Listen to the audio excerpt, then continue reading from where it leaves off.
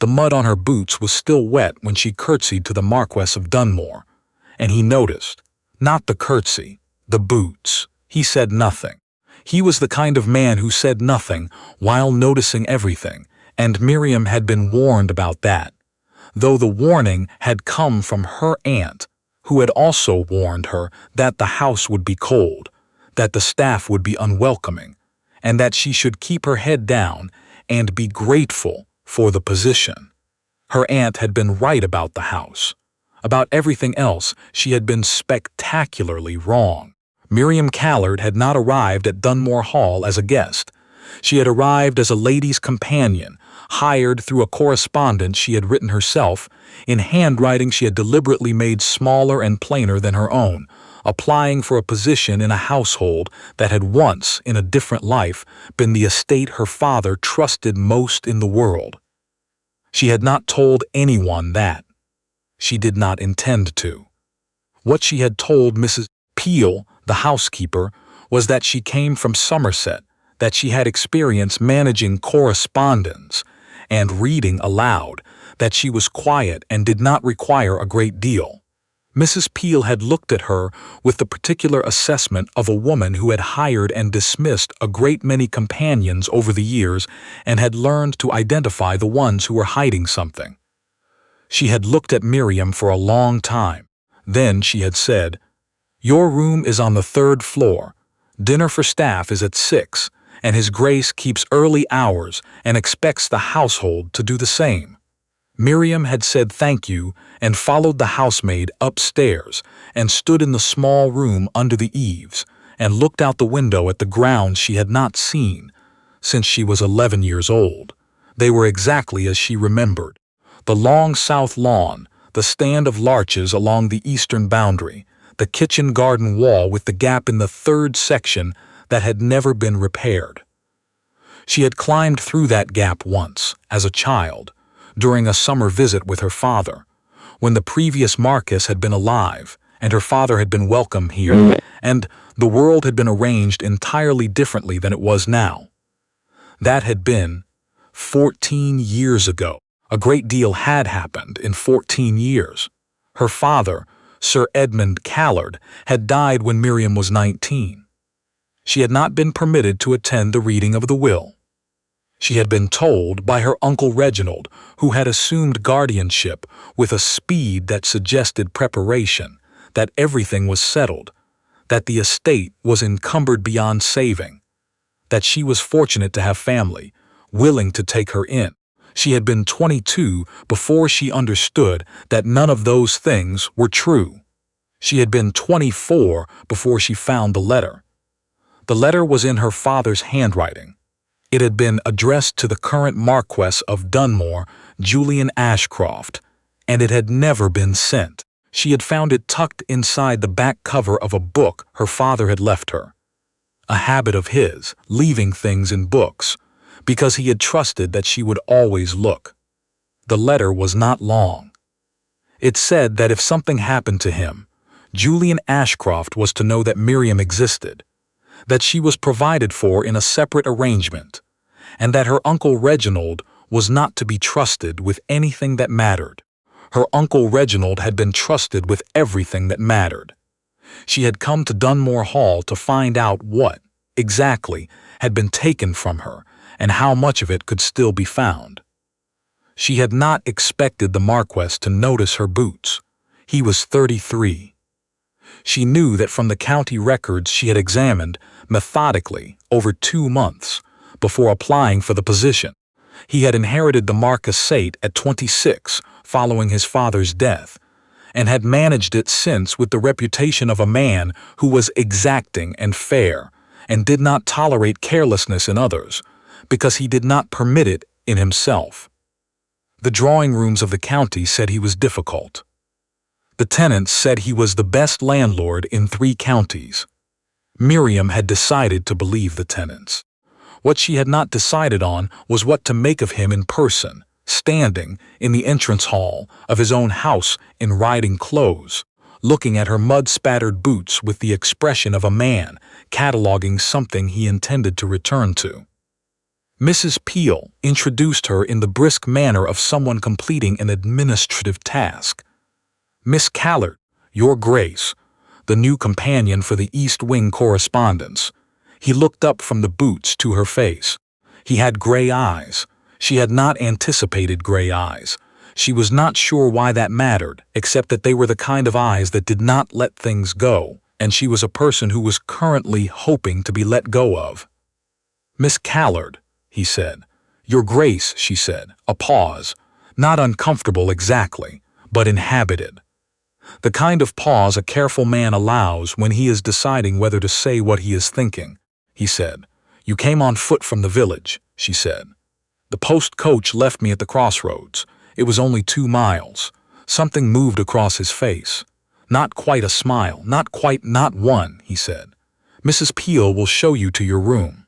He looked at Mrs. Peel. "See that there's hot water sent up." He walked past them both into the corridor without waiting for a response, which Miriam gathered was simply how he moved through a house he had spent 33 years learning to own.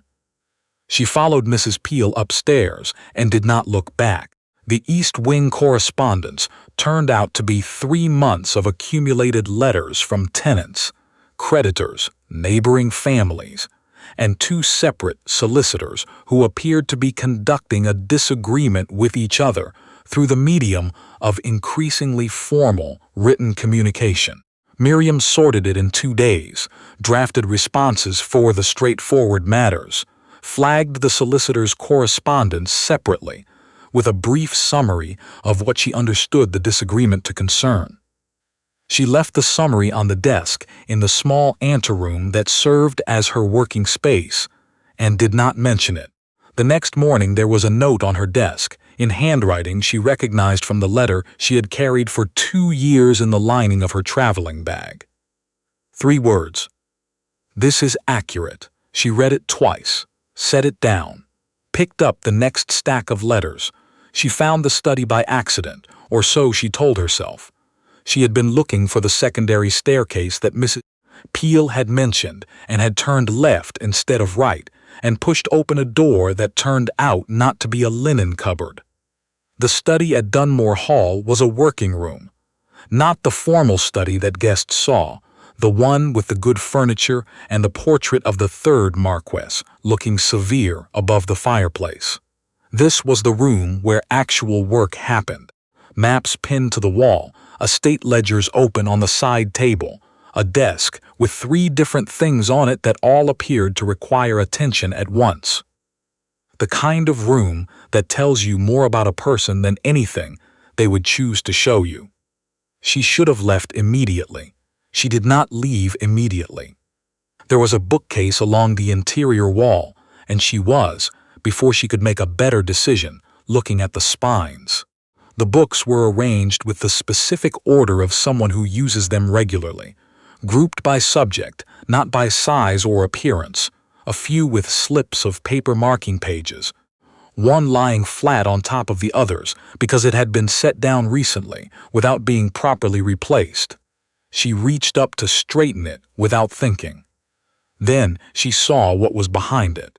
The gap left by the displaced book revealed a small framed photograph, not a painting, a photograph which in the style of 20 years ago meant something deliberate, something chosen, something kept.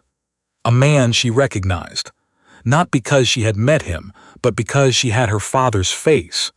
And the man in the photograph had her father's face too, in the easy, younger way of 2 people who have known each other long enough to stop performing for the camera.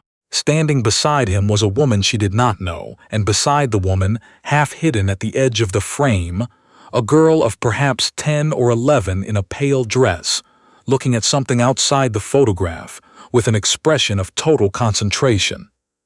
Miriam looked at the photograph for a long time. Then she looked at the girl's jaw. She was aware that she had stopped breathing normally. She made a deliberate effort to correct this. She put the book back. She left the study. She walked down the corridor and up the secondary staircase and into her small room under the eaves, and sat on the edge of the bed and stared at the wall and thought with the particular focus of someone who has just understood something they already knew. The photograph had been there, in a working study, on a shelf used daily, not in an album, not in a drawer. The previous Marquess had kept a photograph of her father in a place where he would see it every time he reached for a book, and the girl at the edge of the frame had her jaw. Who was in that photograph with Sir Edmund Callard, she thought. And why does the current Marquess still have it? She was in the anteroom the next morning before the household was properly awake, which she had established as her preferred working hour, when she heard his voice in the corridor outside. Not raised. She had not yet heard him raise it. It was simply there, clear and direct, in the middle of a conversation with Mrs. Peel about a drainage issue in the lower field, and then the conversation ended, and she heard his footsteps stop outside her door. A knock. "Come in," she said, and was proud of how ordinary it sounded. He came in. He was already dressed and apparently had been for some time, the kind of man who made early mornings look like a deliberate choice rather than a concession. He looked at the desk, the sorted correspondence, the draft replies stacked neatly to the left. Then he looked at her. He said, "You were in my study yesterday." She had prepared for this. She had not, it turned out, prepared quite enough. She said, "I was looking for the back staircase. I apologize for the intrusion." He did not say it was no matter. He did not accept the apology in the usual way. He simply looked at her with those gray eyes that did not let things go and said, "You saw the photograph." It was not a question. She held his gaze because the only alternative was to look away, and she had spent 3 years not looking away from things that frightened her. She said, "I did." "Who is the girl?" he said. She said, "I believe you already know." The room was very quiet. Somewhere outside, one of the stable hands was crossing the yard. A door opened and closed in the kitchen wing.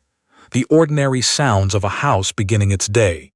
He crossed the room and sat down in the chair on the other side of the desk with the deliberateness of a man deciding that this conversation was going to take the time it required, and sat forward slightly with his arms resting on his knees and looked at her. He said, "Your name is not Callard," she said. "It is my mother's name. I did not lie. I only—" She stopped, chose again. "I arrived here under circumstances I was not prepared to explain until I understood more myself." "Understood what?" "What is still here," she said, "and whether it was kept." He was quiet for a moment. Then he stood, went to the door, opened it, and said into the corridor, "Mrs. Peel, tea, please," and closed the east wing passage door. He sat down again.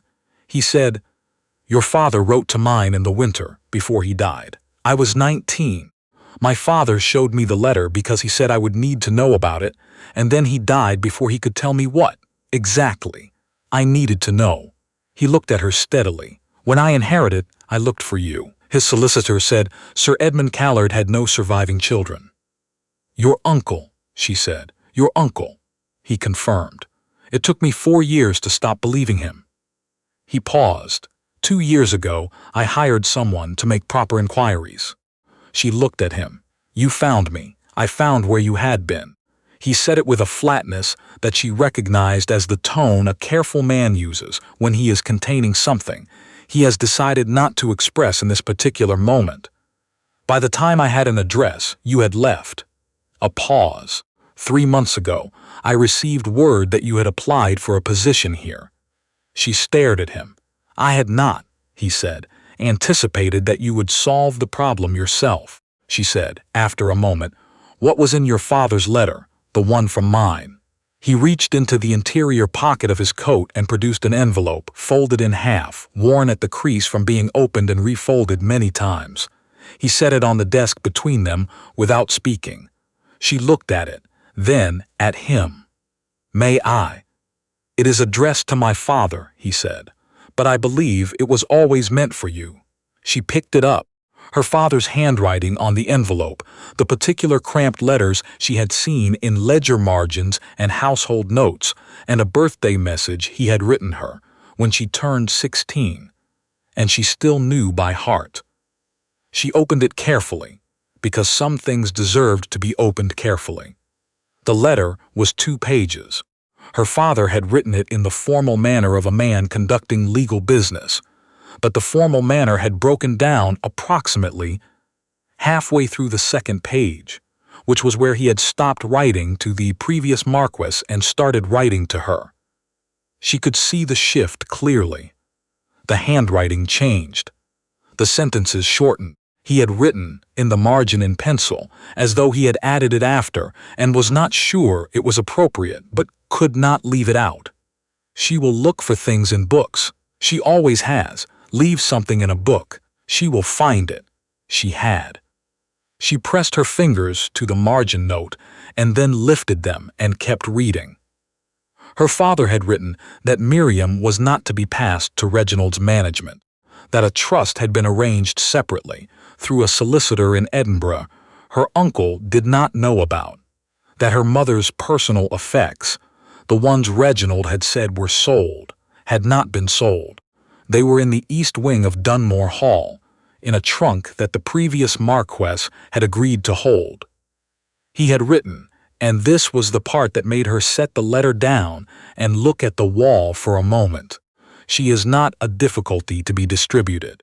She is not a burden to be managed efficiently. She has her mother's sense and her grandmother's stubbornness, and she is the only thing I have made that I am entirely certain of. She was not going to make a scene in a room she had been in for less than a week. She had made that decision clearly, and she intended to honor it, she said, and her voice was perfectly level, which she considered a significant personal accomplishment. He said, "My mother's things were here." "Yes, she sold them," she said. "Reginald. He sold everything." He looked at her. "He did and sell what was here," he said carefully. "My father kept them. I have the trunk." She absorbed this. She said, "May I see it?" He stood. He said, "Come with me." He led her through the east wing to a room she had not been inside, on the ground floor, looking out over the kitchen garden. It was not large. It was not a dramatic room. It had a writing table and an armchair, and a narrow window letting in the gray morning light, and against the far wall, a single trunk with brass fittings and a set of initials pressed into the leather that Miriam had not seen in 14 years. EMC, Eleanor Margaret Callard, her mother. She knelt on the floor in her work dress without thinking about the floor and opened the trunk. Letters. Her mother's correspondence, bundled by year in the careful manner of a woman who had understood that letters were evidence of something and kept them accordingly. A pair of gloves, pale gray, worn thin at the right thumb. A small watercolor of a house she recognized as her mother's family home in Northumberland. Painted by someone who was not a professional artist, but who had loved the subject enough that it didn't matter. A book of poetry with margin notes in her mother's hand, the notes ranging from "yes, exactly" to "this is self-indulgent nonsense" to, beside one particular poem about grief, simply November 1881, the year Miriam was born, and at the bottom, wrapped in paper that had yellowed at the edges, a child's set of drawing pencils, still in their original tin. Miriam had looked for those pencils for years after her mother died. She had believed for a decade that they had been thrown out. She had grieved them in the small, specific way that a person grieves the particular objects of a parent who is gone, the objects that carry no monetary value and therefore receive no consideration from the people, settling an estate. Her mother had packed them herself, had wrapped them in paper herself, had put them some way she knew long they would be kept. She sat on the floor of the room in Dunmore Hall for a long time. She did not cry. She sat with the tin in her hands and let herself be in the room where her mother's things had been waiting, and did not hurry it, because she had learned over 3 years of doing difficult things efficiently that some things were not meant to be done efficiently. When she stood up, Julian Ashcroft was still in the doorway. He had not left. He had not spoken. He had simply been there in the way that a patient man is there when he understands that a room requires witnesses sometimes and not audiences, she said. My uncle, he said, my solicitor is already building the case. I wrote to him the night before you arrived. She looked at him. You knew who I was before I came. I knew who you were the moment. Mrs. Peel told me. The application was from a Miss Callard of Somerset. He paused. I waited to see what you would do with it, what you would do with it. She considered that for a moment. The particular thing it was to be known and not told that you were known. She was not certain how she felt about it. She said that was somewhat high-handed of you. He said, without inflection, yes. She almost smiled. She decided not to, yet. She said, what happens now? He said. Legally, the trust your father established is intact and has been accumulating for 6 years. The matter of your guardianship and your mother's effects are straightforward. Your uncle's situation is somewhat less straightforward, but Mr. Aldcroft, he stopped, looked at her. My solicitor has the documents in order. He will be in contact with your uncle's solicitor this week. She looked at the trunk, looked back at him. And the letter, she said. The one in the book. How long has it been there? He was quiet for a moment. Since the night my father died, he said. He told me where to find it. He said it was not for me, but that I would know when to give it to whoever it was for. You've been carrying it for 7 years. He looked at her steadily. I wasn't always sure there was anyone left to give it to. She looked at him for a long time. He looked back with those gray eyes that kept things rather than releasing them, and she thought about a man who had spent 4 years looking for her, and 2 more years keeping her mother's belongings, and 7 years holding a letter that wasn't his, and had still, when she arrived at his door in muddy boots having solved the problem herself, simply waited to see what she would do. She said, you should have told me immediately. When I arrived, he said, you were not ready to be told. You needed to find it yourself. That is still high-handed. He said, I know. I apologize for it. She looked at him. The apology was direct and undecorated, the kind that a person offers when they mean it and don't feel the need to ornament it. She decided to accept it in the same spirit. She picked up the tin of drawing pencils and closed the trunk. She said, I should like to read the rest of the correspondence. My father's letters to yours, he said. They're in the study. I'll have Mrs. Peel bring them to the anteroom, she said. And I should like to know, when there is time, what your father told you about mine. What he said in person. What wasn't in the letters, he said. There is time this evening if you're willing. He paused. I find that I have a great deal I've been waiting to tell someone. She nodded once and carried her mother's drawing pencils out of the room and down the corridor toward the morning and the work waiting on her desk. She was 3 steps past the doorway when she heard him say her name. Not Miss Callard, her first name. Not as though he had slipped, but as though he had decided. She stopped. Turned. Miriam, he said. I'm glad you came here. She held the tin of pencils against her chest. She said, I'm glad I came here too. She went back to work. He went back to his ledgers. Mrs. Peel brought tea to the anteroom at 10 o'clock and made no comment about the fact that the east wing trunk room door was standing open for the first time in 6 years. The solicitor came on a Thursday. His name was Mr. Linton, and he arrived from Edinburgh with the particular energy of a man who had been waiting a long time to deliver good news and had prepared for it thoroughly. He laid 3 documents on the study table in a specific order that communicated, without announcing, that the order was meaningful. Miriam sat across from him.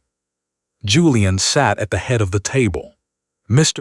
Linton looked at them both with the even expression of a professional who had been in enough rooms like this one to have stopped projecting an outcome. He said, Miss Callard, your father's trust was established with a solicitor in Edinburgh in the winter of 1895. Your uncle was not informed because your father made a specific and documented decision not to inform him. The trust has been managed carefully, since your father's death." He placed his hands flat on the first document. "I should tell you that the figure has surprised even me." She had told herself she would not react to the number. She was moderately successful, she said, "and my uncle's claim to have been properly appointed as my guardian." Mr. Linton touched the second document. "The instrument appointing your uncle as guardian was submitted following your father's death by your uncle's own solicitor. It references a letter of intention from your father." He paused. "That letter does not appear in your father's records, in my records, or in the records of any solicitor your father used during his lifetime," she said. "He produced it himself." Mr. Linton said, with the precise care of a professional who was selecting his words for their eventual utility. "That is the finding toward which the current evidence strongly points," Julian said, from the head of the table, "and the letter Sir Edmund wrote to my father, the one naming his intended guardianship arrangement." Mr. Linton touched the third document. "Exists, is dated correctly, is in Sir Edmund's handwriting, has been verified by 2 independent examiners, and was witnessed." He looked at Miriam. "Your father trusted the Dunmore household with something very specific, Miss Callard. He was, by all accounts, a thorough man." "He was," she said. "He was also," Mr. Linton said, with a slight shift in posture of someone offering something personal in a formal setting, correct in his assessment of where to place that trust. "The documents held here have been maintained exactly as delivered." He glanced briefly at Julian. "That is not, in my experience, always the case." Julian received this without comment. He was looking at the table in the way he looked at things he was deciding about. When Mr. Linton left, Julian walked him to the carriage and came back through the front hall and found Miriam standing at the window of the study, which she had moved to without quite deciding to. She was looking at the south lawn, the long expanse of it, the larches at the eastern edge. He said, "Are you all right?" She said, "I'm deciding how to feel about the number." He said, "What are you landing on?" She said, "Relief and fury at the same time, in approximately equal measure. My father built something careful and complete." He paused. He stopped. She corrected herself. "My father built something careful and complete and trusted it to the right people." And someone looked at all of that and simply decided it was inconvenient. Julian said, "Yes," she said. "For 6 years." Julian said, "Yes." She turned from the window. "How do you hold both things?" she said. "The fact that he did everything right and the fact that it still cost 6 years." He was quiet for a moment. He said, "I don't think you have to hold them at the same time. I think you're allowed to put one down while you examine the other." She looked at him. "That is," she said, "unexpectedly reasonable of you." He said, "I am generally reasonable. I'm told it's surprising." She looked at him for another moment, with an expression she was not entirely managing. Then she turned back to the window and looked at the south lawn and the larches and the gap in the kitchen garden wall that had never been repaired, and breathed carefully until the two things settled into something she could carry separately. The way her father had clearly always intended her to be able to carry things. When she came down to dinner that evening, she found that Julian had moved a small photograph from the study shelf to the dining room sideboard in a plain frame positioned where it could be seen from the table. She sat down. She looked at it. She looked at him. He said, "It seemed like it should be somewhere you could see it," she said after a moment. "That's my father's laugh." That exact expression. I had forgotten what it looked like. He looked at the photograph. He said, "My father," said Sir Edmund, had a laugh that made other people laugh before they knew what they were laughing at. He paused.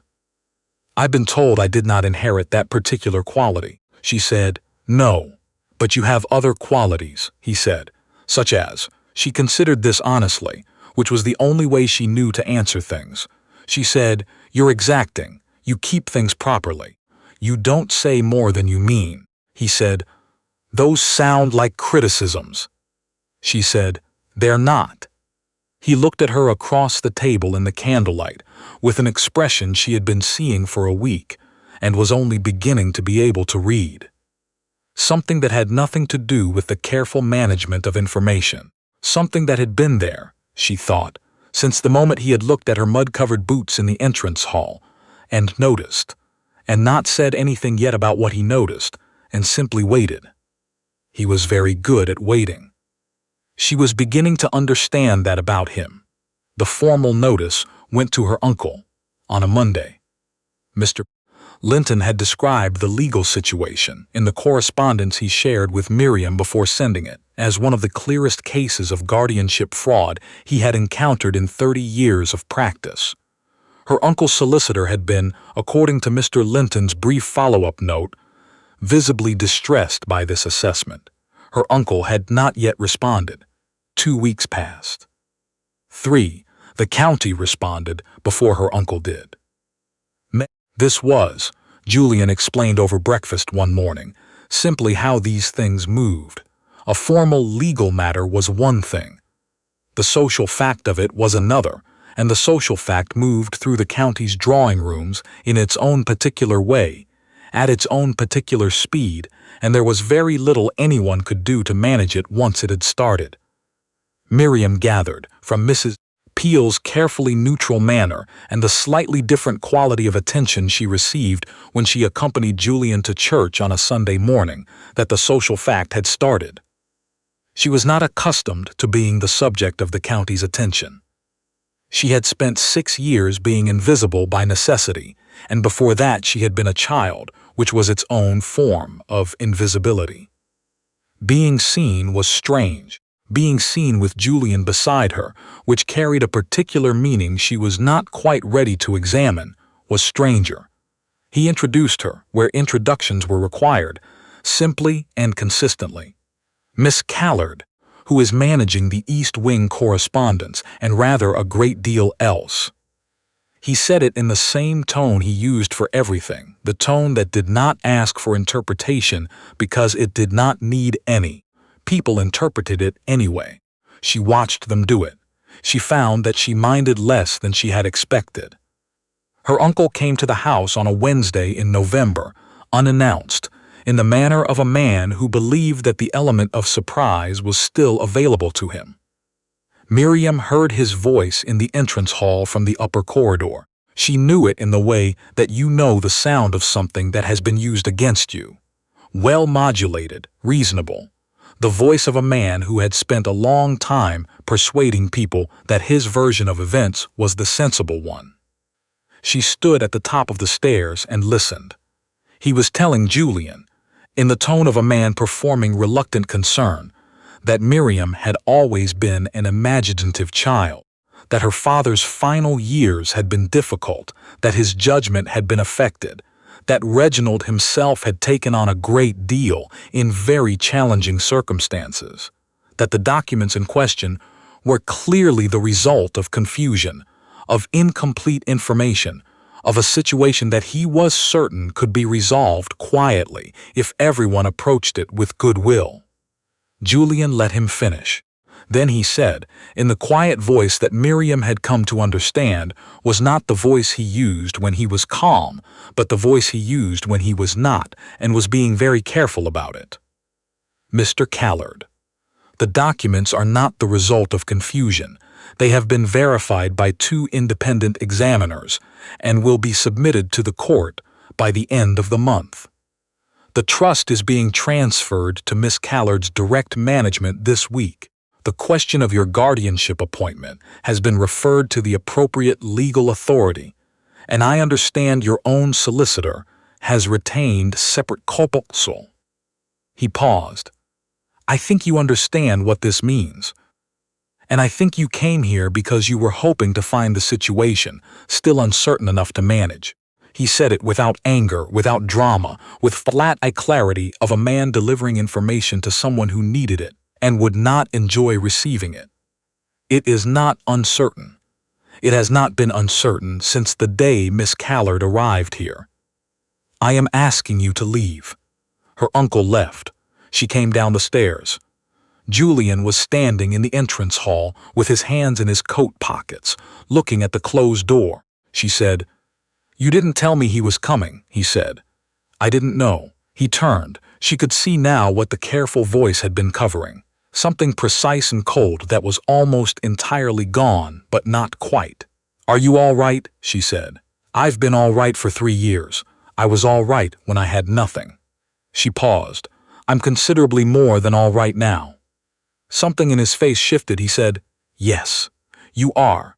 She said, "What you said to him. About the documents, the timeline, about it not being uncertain since I arrived." She stopped. "You said that because you wanted him to understand." He said, "I said it because it is accurate." She looked at him. She said, "It was also more than accurate." He met her eyes. He said, "Yes." The room was quiet. Outside, a wind had come up across the south lawn, the kind of November wind that came off the fields, and made the windows of old houses sound like they were settling. She had been in this house for 6 weeks. She knew which windows settled, and which ones needed the latch adjusted, and which floorboard on the upper landing announced visitors before Mrs. Peel had a chance to. She knew where the secondary staircase came out and what the light looked like in the anteroom at 7 in the morning, and that Julian took his coffee without sugar and read the estate accounts before breakfast, and left small notes on her desk that said things like "This is accurate," and "Yes, exactly," and once, about a draft letter she had written to a difficult tenant. Precise, but perhaps softer here. She said, "I came here to find out what had been taken from me, and whether it was still here," he said. "And," she said, "it was," he said, quietly. "Yes, it was." She looked at him for a long moment in the November entrance hall, with the wind at the windows, and the photograph of their fathers on the sideboard in the dining room beyond, and her mother's drawing pencils upstairs on the desk in her small room under the eaves. She said, "Edmund." She stopped. She started again correctly. "Julian." He waited. She said, "I would like to stay," he said. "I was hoping you would say that." He paused. "Not because the situation has been resolved, not because this house was your father's intention, or because the legal matter makes it sensible." He looked at her with gray eyes that kept what they held. "Because I would like you to stay," she said. "That's the right reason," he said. "I know. I've been working up to it." She almost laughed. She decided to, after all. Outside, the wind moved through the larches at the eastern boundary, and the house settled around them, the way old houses settle when they have been waiting for something. And it has finally arrived, without announcement and without ceremony, in the particular ordinary way that the important things always do.